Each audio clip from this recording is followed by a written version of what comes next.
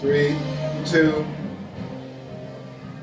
All right, so if you want to start, tell us your name and where you grew up. My name is Leroy Cise HD Edwards from Hollygrove, US of A, New Orleans, Louisiana.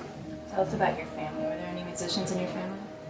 My aunt, the only musician I pretty much dealt with in my family was my aunt, and she does a lot of gospel. She teaches, my aunt and uncle, they teach a lot of high school and middle school students.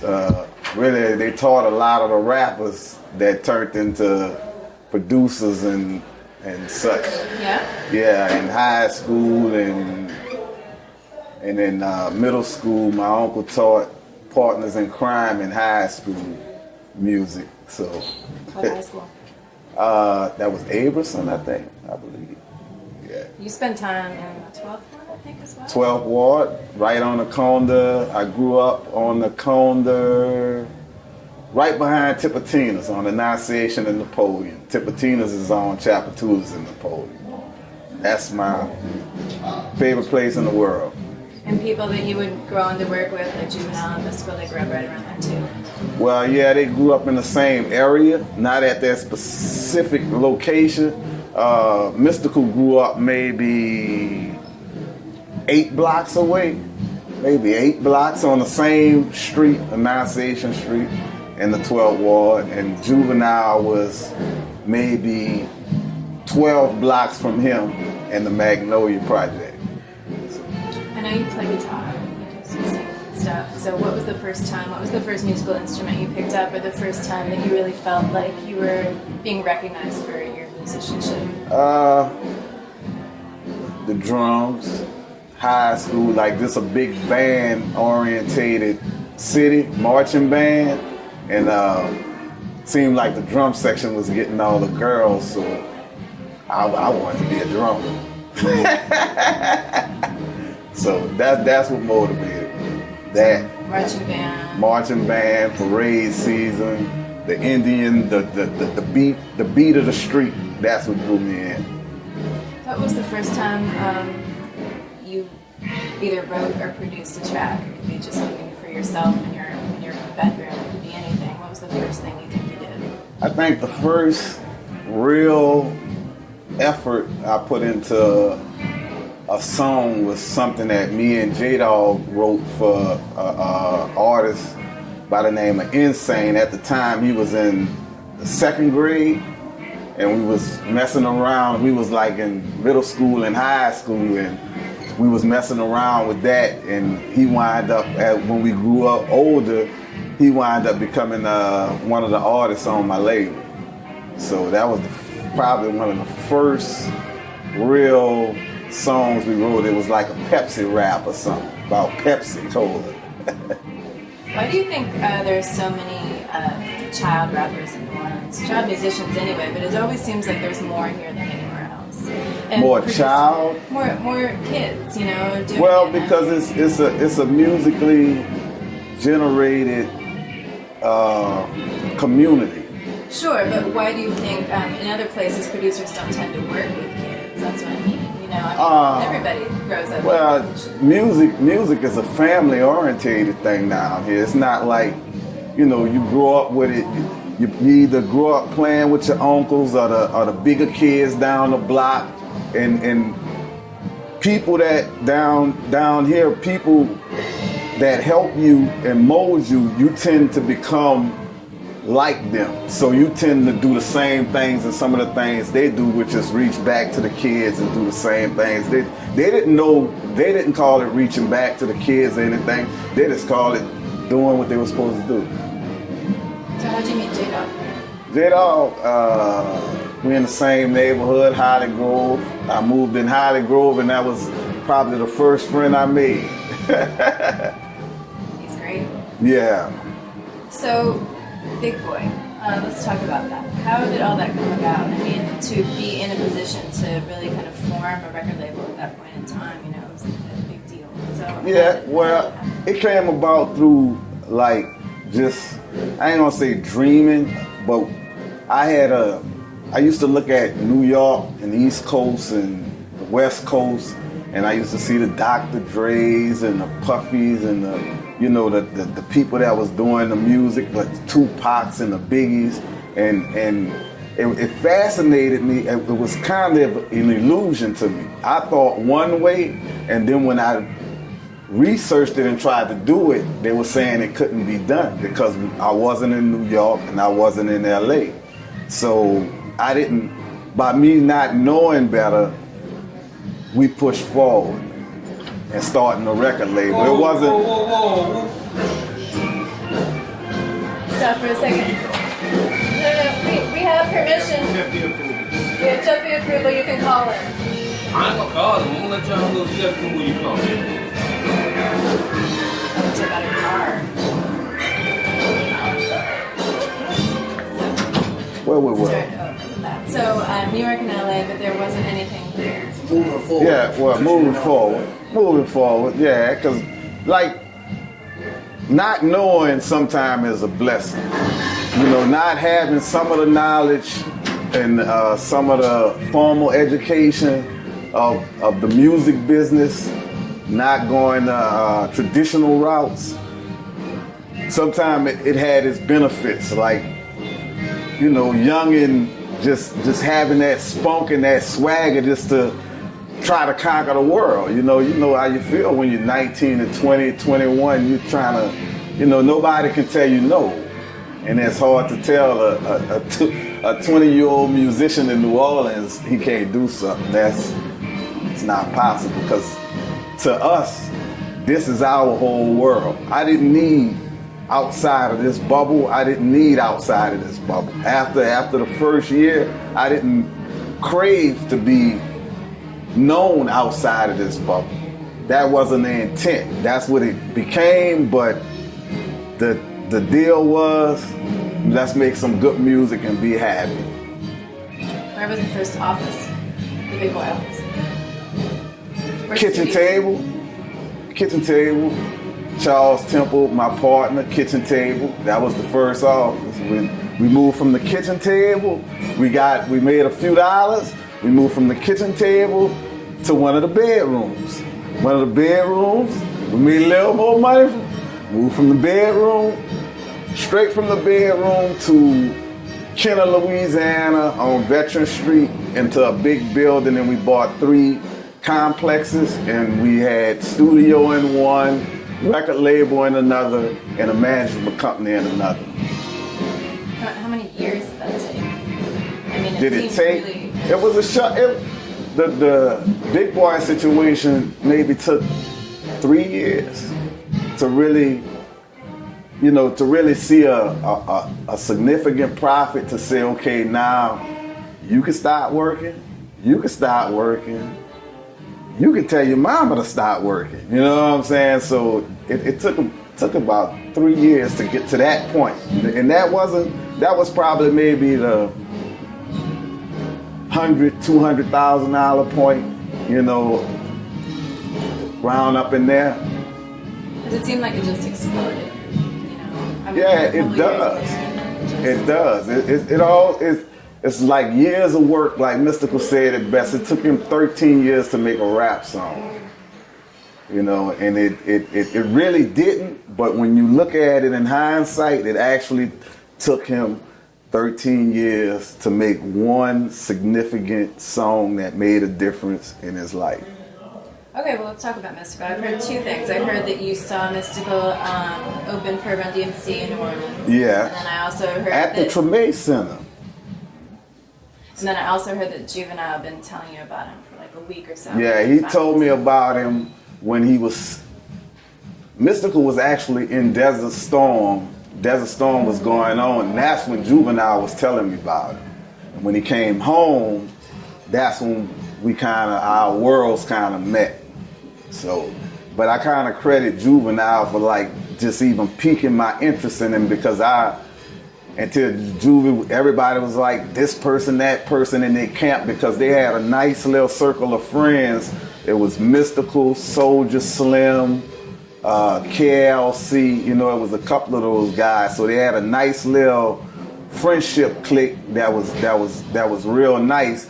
But Mystikal to me kind of, when I saw him and I asked the kids who he was, I was like, who is that guy? You know, and they was like, we don't know who he is. They jamming, they dancing, they doing their thing, but they don't know who this guy is. So when the guy get off, I go to KLC, who was engineering the at the Treme Center that day. He was doing the sound.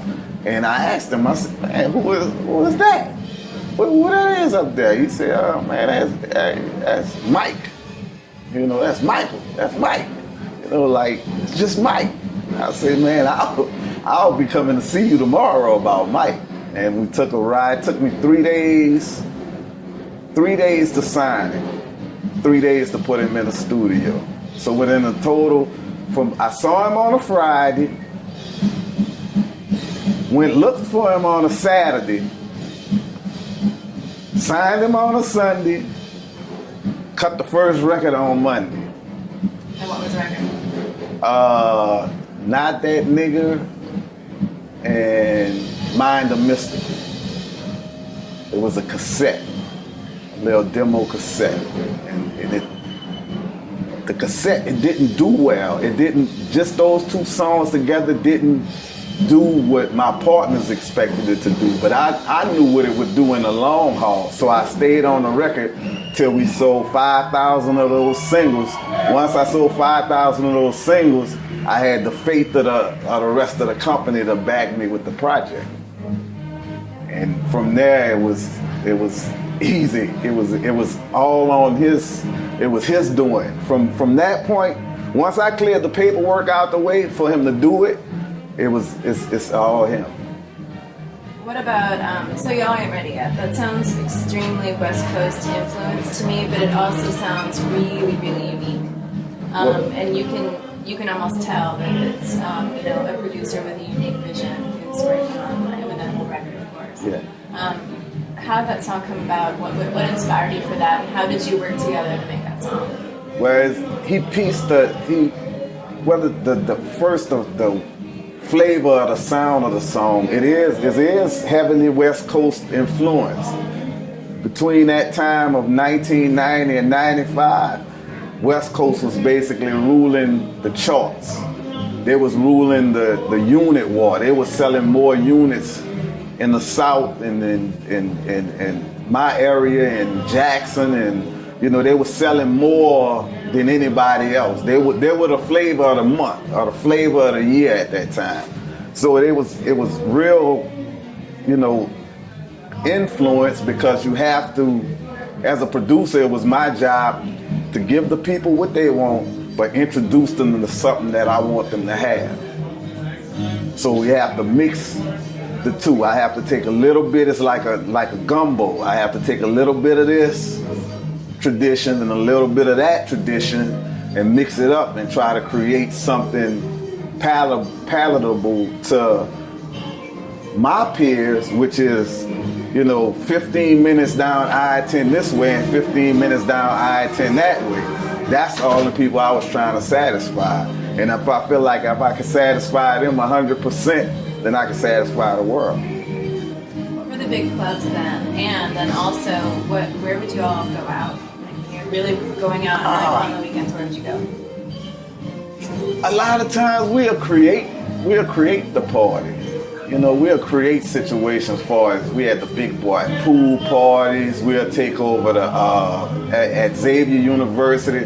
We'll take over the Lowell State. We'll rent that out and have just all our artists on the card, sell out 3,000. We'll take that to House of Blues at the time, which they didn't have any local artists ever doing anything rap-wise in the House of Blues until we hit it. And we did the whole 4 hours, just us. And we did that maybe several times during that time, and up to this date, we still sell out the House of Blues. House of Blues was very instrumental into bringing the masses of New Orleans to our movement, because it was at first it was just we can get to the hole in the walls, the little bitty clubs and the bars and the the hoods. We can get to that, and we can handle that. But to try to bring in the masses, try to bring in people who can't come to the Fisher Project, people who can't come to the Magnolia Project and see us perform around the corner. We had to bring it to a situation to where Scott Aegis can come see us perform. We had to bring it to a different venue and step the business. We had to turn from artists and musicians into businessmen, and then turn what we do into a business. What did Alan Toussaint think about you all? That was my dude, man. Alan Toussaint. I mean, I feel like if it wasn't for Alan, he played a big part in my career, if he knows it or not. Because Cise Studios was like a birthplace for me, far as financial situation, because they financially backed projects for me to be able to go and start my own label and go and do other things in the music and bring people into it. Like J-Dog wrote stuff for me. Like a lot of the people that wind up being on my label and artists of mine, was working hand in hand to try to build other projects for me also. Backing up a little bit, how did you first sign Juvenile? Well, Juvenile, it was Jimi, DJ Jimi, told me about a young guy that was in the club in the Magnolia, maybe a mile or so from the Magnolia Project, and so I went to see him. I went to see what it was all about, and it was everything he was telling me. I think he was maybe 14 at the time, but it was a club of grown-ups, and we. Is it a big man song? Is it a big man song? No, it wasn't at Big Man's. We went to I forgot the name of the club, but it was in the same area. It was in the same area, and I remember it's hard for me to remember the club because that first day when we went in the club, we drank so much of Crazy Horse beer till I think they banned it. So, you know what I'm saying? So in the same situation with him. Met him one day. Next day, we talk business. Next day, we're in the studio. A week later, we on tour with Jimi, because the single was out, Where They At single was out, so we went on a 411 tour with Mary J. Blige. You produced DJ Jimi's first record. You guys didn't have a blueprint for that, you were creating something that was, other people were doing it, sure, but it was creating a sound that hadn't been put on record that way yet. Yeah. So, because it was a new, unique situation, because I think that probably was one of the first produced bounce albums. That was one of the first full-length studio produced bounce albums. Before that, it all was, kitchen stuff, house stuff, home stuff, never complete projects, maybe a song here, a song there. Like T. Tucker had a song, but it was a song. It wasn't a whole project or a whole vision. So we put the music, what I tried to do was put the music behind that culture that we already had and that nobody knew about. It was like almost cheating for me. It was like, you're gonna give me all the answers and then let me go take the test, okay? A lot of producers, when they're trying to take a sound that they hear on the street, in second lines or block parties or whatever, a lot of them will try to take out the street sound when they go to the studio. And they try to make, a studio performance, a studio album. What you did was bring in sounds from the city and bring them into the album. And so they're alive, you feel like you're in it. It gives the album. Yeah, it was times we took the microphone out in the parking lot. There was times we took the microphone and ran the cord from the mixing board hit the feet into the parking lot and recorded things. Recorded, you know, like Foley type things, like sound effects type things. So it definitely was a street element into almost everything we did, because if it couldn't play in the clubs, I mean, we basically couldn't do nothing with it. Same with, you know, Partners in Crime and a Block Party, you know, I mean, Yeah. songs like track 5 of that major record. You know, I mean, that song just comes alive. It's like you're seeing it, you know, Visually, yeah, it is, and till this day, it still have the same effect. How did that song come about? Did they come to you with a concept? How did it form? It's it's kind of funny because probably the hardest or the most hardcore rapper we had on the label at the time was a Gangsta Crip, Photos Gangster. He G Slim, rest in peace. He actually was sitting in the back of the studio waiting for his studio time, and I was working with them. So he was in the back of the studio just chilling in the chair, and I'm just messing around on the mixing board playing, and he just in the back of me every time I'm playing the track, he going, pump the party. And he laughing. He's saying it as a joke, and he laughing. So I turn around and say, you playing? I'm serious. And I say, Kango was actually in the booth. I say, do you hear what he doing? He said, yeah. I say, you do it. And he did that, and then he did the pump the party chorus part. And then he said, okay, well, what else we gonna do? I said, man, do what y'all do every weekend. I said, what you do in the club every weekend? Well, we be in there and we say this. Well, say that. And then what y'all do? We say this and the people be doing, well, say that too. And we pieced it all, got all the way to the end of the song, pieced it together, and it was a party. Captured a party. What about like Mardi Gras Indian chants, you know, I mean, like a couple have found their way into Partners in Crime records. Yes, ma'am. So, I mean, all that, it's a mixing of everything on the street. Well, it's an influence that you don't know you're using.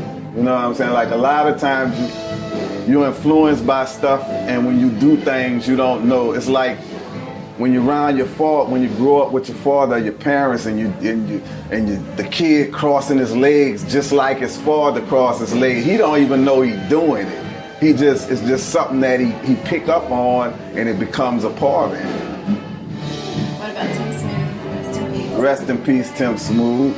One of the greatest rappers alive at the time, and one of the greatest rappers still in New Orleans history. Me and Tim kind of found me, and we did a few things, and he took me on a road with him, and we made a good friendship. We were better friends than we were better musical partners. That was like probably one of my best friends. So, it's a little hard to talk about Tim. What is one song of yours that you feel like didn't really get the reception you thought it was gonna be? You know, you thought like, hey, this is gonna be a hit, and then it's something that never did. I mean, so many of your songs are hits. So, but one song that you just didn't catch on that you thought it would. It never was that situation for me, because it's a mixture of me being a musician, and then at a certain point the businessman takes over. So at a certain point, you know, I don't have mixed emotions about somebody liking this or not liking that. I don't read too much into. It's like if you get a good review on a song, I stay even keel. It don't bring me up. It don't bring me down. Because if a good interview brings me way up here, then a bad interview brings me a bad review brings me way down here. And that's not what it's about. It's about the music. The music gonna be here when I'm gone. So it gotta speak for itself. Conversely, do you have a favorite track? I mean, can you even pick? Here I Go. Tell us about that. Here I Go. It was actually it was a track. It was a song. We finished the album for Jive, And we were flying, we had to fly to New York to do the deal. So to complete the deal, we had to have X amount of songs. So we didn't have it. So I made the beat for Here I Go and said,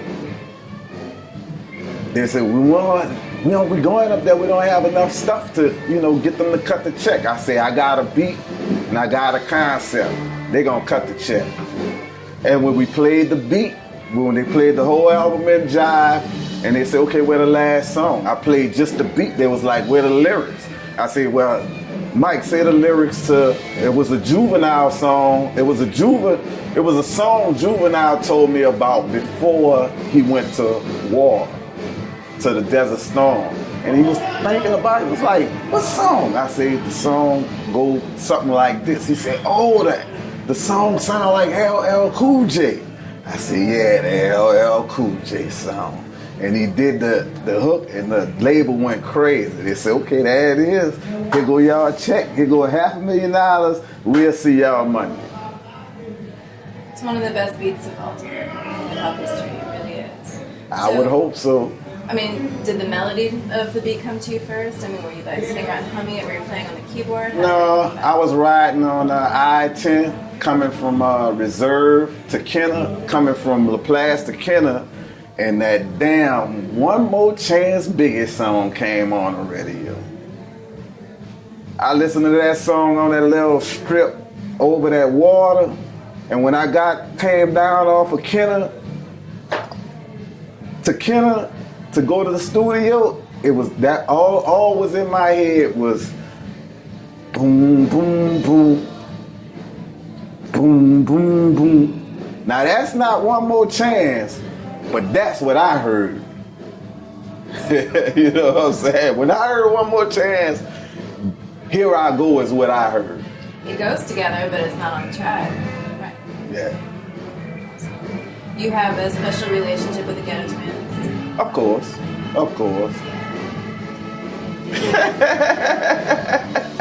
So, when did you first meet them, and when did you first start producing? Oh man, I met them probably when we were real young. They probably was in middle school, junior high. They signed to Eazy-E, NWA label, Ruthless. Dr. Dre signed them at teenagers. The project never came out, but they were signed for maybe several years with NWA during their teen years. So that's when I first met them, and throughout the years we always, associated, and actually they boyfriends, not me at the time, came to me to produce their music. So years after that, I started Big Boy Records, and I saw them riding down the street one day, and I was like, y'all still rapping? It was like, yeah, we still rapping. I was like, okay, it's on now. So I bought out their contract for $17,000 from the label that they was with. And it was Godfather Records. And I probably made that back in a week from off of them, and probably quadrupled or tripled it in the next 6 months. So it was it was the best $17,000 I ever spent. Did you go? I don't remember. Did you go to the Hip Hop Awards a couple weeks ago? No, I didn't. It was a really nice event. Oh, it's always. I can kind of tell you what happened without even being there. Yeah. Their performance especially was really good. As always. What I think is really interesting about them, like Rock that came out, whatever, years ago, they sound like a new group. Yeah, well, that was the focus, was to just re-energize their fan base with a new sound and a new situation, since they haven't had a studio record out in maybe 9 years at that point. So it did really well, real well. We sold out the House Blues. What about the big compilation that came out or was going to come out this summer? I don't know if it actually came out or not. The discography of Cise HD. Yes, so that It's coming out. It's still it took a time. It's taking time for the press up all those and clear all those individual tracks. So it's like a 4 or 5 disc set, and it has just about everything I ever done that hit CD. You know, so maybe some of the older stuff that hasn't hit CD and still on cassettes, I don't have a good enough masters, because that was during the time, it was before the digital Pro Tools age. That's when I was paying $115 for 15 minutes worth of tape. So that's a lot of tape money we spent on 2-inch reels, 1-inch reels, and DATs and all of that type stuff. It's a beautiful day though today. I love not spending that money.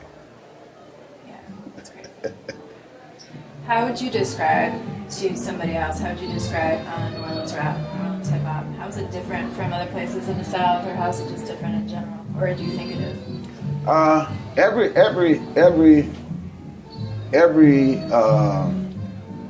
hip hop is geographical. So every corner of the globe and every place that you can find music, there's a form of hip hop, and it's a culture that goes with that geographical location.